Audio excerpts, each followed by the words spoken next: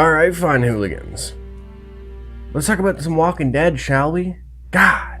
Hopefully the mic's recording. You see that little lav mic there? Yeah. It might look weird right now. I'm still figuring out the proper placement for it. It's definitely easier when I have a sweater or a flannel because I can just clip it right to the edge. Either way, hopefully it's all bueno. Can you hear me now? Can you hear these soft tones? Okay, so what I want to do for this Walking Dead is we're going to be talking about two different events. One from last week, one from this week. We got to talk about them. So, with last week's episode, we actually got the backstory behind Michonne and Daryl's scars. For me, it just wasn't, I don't know, it didn't have that impact that I thought it was going to. It turned, to kind of summarize at least what happened in a way. An old friend of Michonne's, Jocelyn, had trained these kids to be hunters and killers and shit, just ruthless people basically. And they ended up basically bringing Jocelyn and these kids back to Alexandria. Ends up kidnapping Judith and everything, Jocelyn does, and they take her back to wherever their hideout is. So Daryl and Michonne go and try and save her basically. They got these scars basically from being branded by the kids, just with an X or whatever, almost like they were cattle and everything. And I know when you I don't know, just explaining the situation, you got branded by kids, and it's basically these kids are gonna kill you or you have to kill them. It's on some Children of the Corn type shit here. But I don't know, it just, for me, once the episode ended, I just kind of was really? That's what happened? I don't know. It just, I don't, admittedly, it's probably my own expectations. But yeah, I don't know. It didn't have the same, fucking, that I was expecting. You know what I mean? I understand, look, on any other day, if you have to kill a bunch of kids, it sucks. Of course that sucks. But the world that you're living in now, it is literally you or them. You have no choice. You're either going to get stabbed 83 times by these kids, or you have to fight your way out. You know what I mean? And I don't know. It just, I feel after everything they've experienced at this point, because this is during that 6-year time gap without Rick and everything. I don't know, killer kids shouldn't really be a fucking huge surprise, but I understand why it would be, especially from someone who, one is a parent and two is currently pregnant, during these events.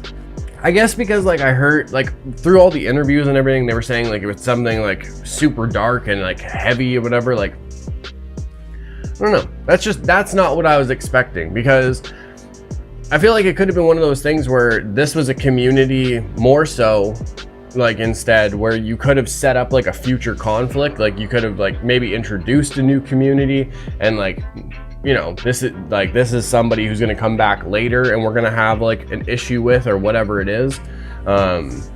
It just feels this was kind of a very one-off kind of thing.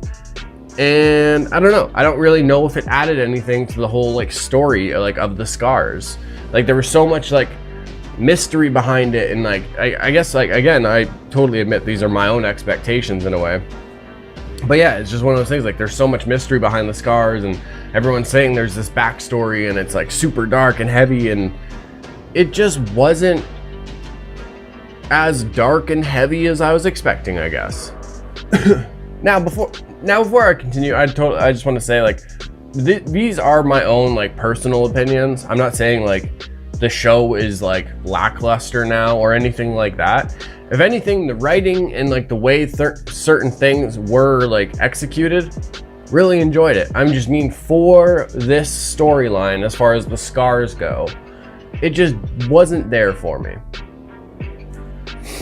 This week, good folks, I have been talking about the fair. I have been warning you folks about the fair.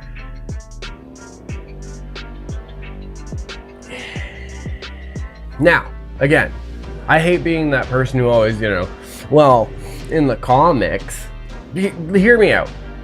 In the comics at the fair, when this shit goes down and Alpha marks her border, it is literally a line going across like a field. Like, it's a border marked. With this, it was a couple. I'm not gonna go into like specifics of like what it actually is that she like uses to market and everything, because I don't want to spoil that. But we will like probably mention a character here or there, so I apologize for that at least. So like for the show, it's okay. Now hear me out. This didn't have the impact that it could have. Again, now in the comics, there are some pretty big players within this game, or like of the communities or whatever, that get taken out. With the show, the most important person you could really like make an argument for was Tara, because she was the leader of Hilltop, at least for now.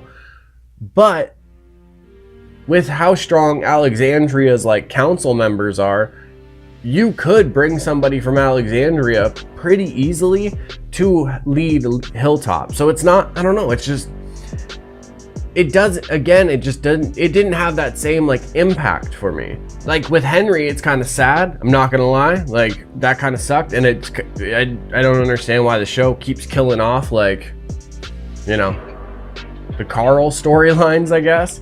If anything, this was their way of being like, okay, we're done with it. Carl's story is done. You know what I mean? Like it was sad. It was like for sure, like for Carol, my heart breaks for her, because how can you not love Carol? But like, I don't know. Again, when it happened, it didn't have the same impact. I remember when like this event happened in the comics, you are looking at a long line of people and you're seeing like so many like main characters and everything. And like when this was going on, I was actually watching it with my lady, and I was like, oh shit, like this person's gone. But then it'd be somebody else. I'm like, oh, okay.